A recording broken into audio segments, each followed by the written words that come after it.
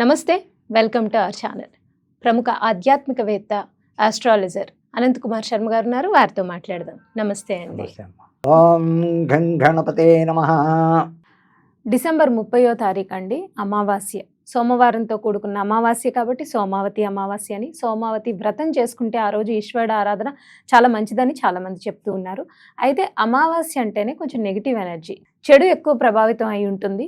So అటువంటప్పుడు కొంతమందికి ఇంట్లో నెగిటివ్ ఎనర్జీ ఉన్నట్టు తెలుస్తూ ఉంటుంది, కానీ ఏం చేయాలో పరిహార రూపంలో తెలియదు. అలాగే ఒంట్లో నెగిటివ్ ఎనర్జీ ఉంటే ఏంటంటే మన ఆలోచన విధానమే కరెక్ట్గా ఉండదు, అన్నీ రాంగ్గానే ఆలోచిస్తాం. మనం ఎదురు వాళ్ళతో కరెక్ట్ మాట్లాడినా అది రాంగ్గా రిఫ్లెక్ట్ అవుతూ ఉంటుంది.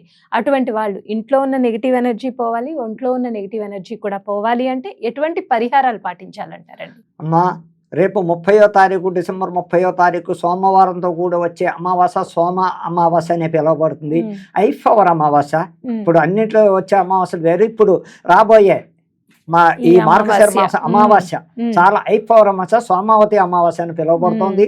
దీనికి విధి విధానాలు ఏంటంటే చాలా మంది అమావాస్య అంటేనే భయపడతారు. బాబా అమావాస్య వస్తుంది, ఏమిటి బయటకు వెళ్ళాలా వద్దా, జాగ్రత్తలు తీసుకుంటారు అందరూ కూడా. అలాగే వెళ్ళాలా వద్దా, లేకపోతే ఇంట్లో ఉందామా, లేకపోతే హాయిగా దేవాలయానికి వెళ్ళి ఏదైనా చేసుకుందామా అనేది చాలా మందికి దేనికి భయపడరు. కానీ అమావాస్య ఇంట్లో కొంచెం ఎవరికైనా ఆందోళన, ఇవాళ వద్దు ఎక్కడికి వెళ్ళదు, హాయిగా ఇంట్లో నామస్మరణ చేసుకుందాం అనే పద్ధతిలో అమావాస్య నాడు చేయవలసినవి ఏమిటయ్యా అంటే అందులో సోమవారంతో కూడుకొచ్చిన అమావాస్య. ఈ సోమవారంతో కూడుకొచ్చిన అమావాస్య విధి విధానాలు ఏంటయ్యా, పూజ ఏ విధంగా వెళ్ళాలి, ఏ రకంగా చేసుకుంటే అమావాస్య పవర్ మన ఇంట్లో ఉన్న బాధలు కానీ మనకి ఏదైనా ఆందోళన టెన్షన్స్ కానీ ఉన్నప్పటికీ దీనికి ఇలాంటివి ఏ విరుగుడు చేసుకుంటే, ఏ సమస్యలోకి వెళితే ఏ పూజ చేసుకుంటే బయటపడతాము అనే దానికి శివాలయానికే వెళ్ళాలి. అమావాస్య అంటేనే శివుడు. ఆ శివారాధన అందులో సోమవారంతో కూడుకొచ్చింది కాబట్టి ఎర్లీ మార్నింగ్ చక్కగా బ్రహ్మముహూర్తంలో 5 గంటలకల్లా శివాన్ని రుద్రాభిషేకం చేయించుకోవడం వల్ల చక్కగా ఎవరు ఏ వ్యక్తి అయినా సరే అమావాస్య నాడు శివాభిషేకం చేయించుకోవడం, శని బాధలు ఉన్న వాళ్ళు కానీ, ఏ బాధలు ఏ దశ నడుస్తున్న వాళ్ళకి కానీ, ఇబ్బందులు ఉన్న వాళ్ళకి కానీ అమావాస్య నాడు సోమవారంతో కూడుకుని శివాభిషేకం చేయించుకోవడం, శివనామస్మరణ చేయడం, శివారాధన చేయడం వల్ల ఆ రోజంతా చక్కగా ఉండగలిగితే ఉపవాసం ఉండి సాయంకాలం 6 to 7 మధ్యలో మళ్ళా శివుడికి అసలు శివ దర్శనం పగల కన్నా సంధ్యా సమయం చాలా ఐపవర్ ఎక్కువ. శివ దర్శనం సంధ్యా సమయంలో ఎలాగే అంటే అక్కడ ఆయన తిరుగుతూ ఉంటాడు, భార్యతో తిరుగుతూ ఉంటాడు. అలాంటి టైంలో 6 to 7 మధ్యలో శివ దర్శనం గుడి దగ్గరగా ఉంటే చేసుకోవడం వల్ల, లేకపోతే ఇంట్లోనే చక్కగా శివుడు సంబంధించి చదువుకోవడం వల్ల, అలా చేసుకోవడం వల్ల అమావాస్యకి నాడు ఉన్న మన కష్టాలు కానీ ఇంట్లో ఉన్న బాధలు కానీ తొలగిపోవాలంటే ఈ ప్రకారంగా శివ ఆరాధన చేసుకోవడం. దానికి ఇంకా నామాలు ఉన్నాయి. ఓం నమ శివాయ శివాయ, ఓం నమ శివాయ శివాయ, శివ పంచాక్షరి అలా 11 సార్లు. ఓం తత్పురుషాయ విద్మహే మహాదేవాయ ధీమహి తన్నో రుద్ర ప్రచోదయాత్. అదో ఓం సర్వేశ్వరాయ విద్మహే శూలహస్తాయ ధీమహి తన్నో రుద్ర ప్రచోదయాత్. అలాగే ఓం నమస్తే అస్తు భగవాన్ విశ్వేశ్వరాయ మహాదేవాయ త్రింబకాయ త్రిపురాంతకాయ త్రికాలాగ్ని కాలకాలాగ్ని నీలకంఠాయ రుద్రాయ మృత్యుంజయాయ సర్వేశ్వరాయ సదాశివాయ శ్రీవాన్ మహాదేవాయ నమః. ఈ రుద్రం పఠించడం వల్ల కూడా ఎంతో శక్తి వస్తుంది, ఎంతో పవర్ వస్తుంది. అనారోగ్యవంతులు కూడా ఆరోగ్యంగా చక్కగా ఉంటారు. అలా ప్రతి అమావాస్యకి కూడా చెయ్యొచ్చు. అమావాస్యకి శివాలయమే ప్రసిద్ధి, ఏ గుడికి వెళ్ళినా కాదు. ఏ రోజు వచ్చిన అమావాస్య శివుడికే దర్శించాలి, శివాభిషేకాలు చేయించుకోవాలి. దీనివల్ల ఎన్నో ప్రయోజనాలు ఉన్నాయి. అందులో చక్కటి మార్గశిర మాసం అయిపోతూ ఎండింగ్ లో సోమవారంతో కూడుకొచ్చిన అమావాస్య అంటేనే ఎంతో పవర్ఫుల్. ఆ వేళ శివుణ్ణి ఆరాధించండి, శివపార్వతులను ఆరాధించండి, శివాలయాలకు వెళ్ళి దర్శనం చేయండి. చక్కటి మార్గం ఇస్తాడు ఆ భగవంతుడు అని చెప్పడానికి కూడా ఆస్కారం ఉంది అని చెప్పడానికి. అదే ఇంట్లో ఉన్న నెగిటివ్ ఎనర్జీ పోవాలి, అలాగే ఒంట్లో ఉన్న నెగిటివ్ ఎనర్జీ కూడా పోవాలి అంటే ఆ రోజు పాటించాల్సిన పరిహారాలు చెప్పండి. పరిహారాలు ఏమున్నాయమ్మా? నిష్ట అంటే పూజ అయిపోయాక తినేవాళ్ళు తినేయచ్చు, ఆఫీసుకి వెళ్ళి వాళ్ళు వెళ్ళొచ్చు ధైర్యంగా. నిష్ట పాటించడం అంటే ఇంట్లో ఒక్కరోజు నాన్ వెజ్ తినకుండా ఉంటే ఎంతో పుణ్యం. నాన్ వెజ్ తినకుండా చక్కగా నిష్ట పాటించి ఈ ప్రజలంతా మామూలు వెజిటేరియన్ తింటూ చక్కగా పెడితే అది చాలు. నియమనిష్టలు అంటూ శనేశ్వరుడికి ఏమొక్కలే. అక్కడ అమావాస్య నాడు సోమవారంతో కూడుకొచ్చింది కాబట్టి అమావాస్య నాడు నాన్ వెజ్ తినకుండా ఏ వ్యక్తి అయినా చక్కగా పరిష్కారం చేసుకుంటూ ఇంట్లో అమావాస్య నాడు ఏ రోజు వచ్చిన శివపార్వతులు అభిషేకం చేయించుకోవడం కానీ ఇంట్లో చేయించుకుంటే ఇంకా పవరు. బ్రాహ్మణికి ఆగ్రహించి రుద్రాభిషేకం ఇంట్లో పెట్టుకుంటే లింగార్చన చేయించడం కానీ రుద్రాభిషేకం చేయించడం అన్నా కానీ అమావాస్య నాడు శివుడికి ఎంతో ప్రీతి అయింది.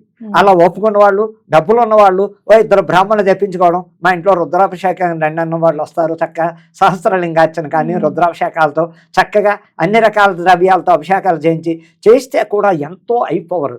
దానివల్ల ఆర్థిక ఇబ్బందుల్లో ఉన్న వాళ్ళు కానీ, వ్యాపారస్తులకు చికాకులు ఉన్నా కానీ, ఇందులో ఫ్యామిలీ విషయాల్లో భార్యాభర్తల క్లాషెస్ రావడం కానీ, మనశ్శాంతి లేకపోవడం, అలాంటి వాళ్ళందరూ ప్రతి అమావాస్య నాడు ఇంట్లో లింగార్చన కానీ చక్కగా రుద్రాభిషేకాలు కానీ పెట్టుకుంటే ఆ ఇంట్లో సుఖశాంతులు ఉంటాయి. చక్కగా చేసుకోండి. ప్రజలు నమ్మండి, దైవారాధనకి ఎక్కువ చెయ్యండి, ప్రజలంతా దైవభక్తిని ఎక్కువ చెయ్యండి. ఇప్పుడు నాస్తికత్వం ఎక్కువైపోతోంది కానీ దైవభక్తి తగ్గిపోతోంది.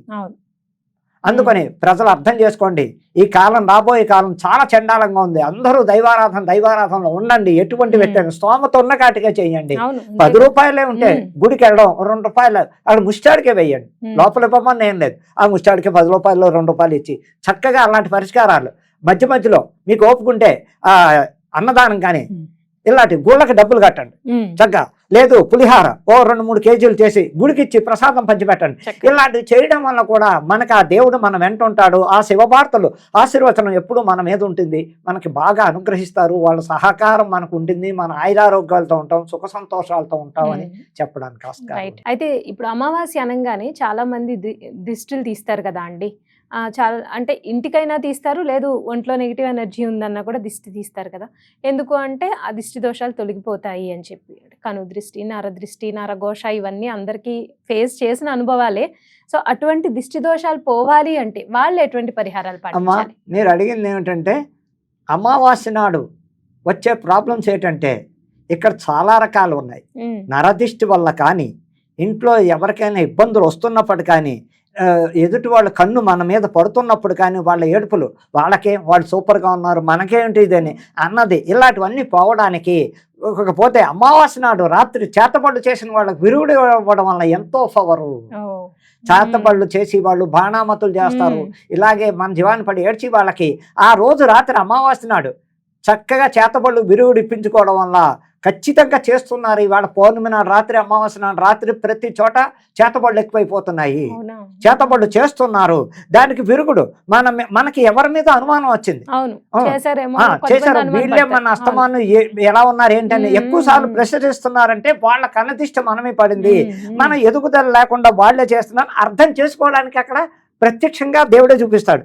పదే ఆ వ్యక్తి వచ్చి మన ఎలా ఉన్నారు ఏంటి ఇప్పుడు ఎలా ఉంది, ఇదివరకు ఎలా అడుగుతున్నారంటే వాళ్ళే మనకి చెడు చేపిస్తున్నారు బయట అని గ్రహించుకుని ఆ వ్యక్తి మనకు దూరం అవడానికి, ఆ వ్యక్తి వలన ఎటువంటి అటాక్లు జరగకుండా ఉండడానికి బాణామతులు అంటారు, దీన్నే చేతబళ్ళు అంటారు, దీన్నే రకరకాల పేర్లతో పిలవబోతుంటాయమ్మా. అమావాస్య నాడు రాత్రి ఎప్పుడు కూడా బెడ్ రెస్ట్లో ఉంటారు. డాక్టర్ దగ్గరికి వెళ్తే రిపోర్ట్లో ఏముండదు, డాక్టర్ దగ్గర పెడతారు, ఏ రిపోర్ట్ ఉండదు. కానీ ఆ మనిషి దేనికో దానికి బాధపడుతూ ఉంటాడు. జాతకం బాగుంది, జాతచక్రంలో చక్కటి బుధ మహాదశ నడిచే వాళ్ళు ఉన్నారు, శుక్ర మహాదశ నడిచే వాళ్ళు ఉన్నారు, రవి. ఈ జాతకం బాగున్నప్పుడు డాక్టర్ దగ్గరికి వెళ్ళిన రిపోర్ట్ అందులో ఏం లేకపోయినా వీళ్ళు అనారోగ్యంతో బాధపడుతున్నారంటే ఆ వ్యక్తికి చేతబడి జరిగింది. అప్పుడు రెమెడీ ఏమిటి అంటే దానికి తగ్గ చేతబడి తగ్గ ఆ రెమెడీలు రకరకాలు ఉంటాయమ్మా.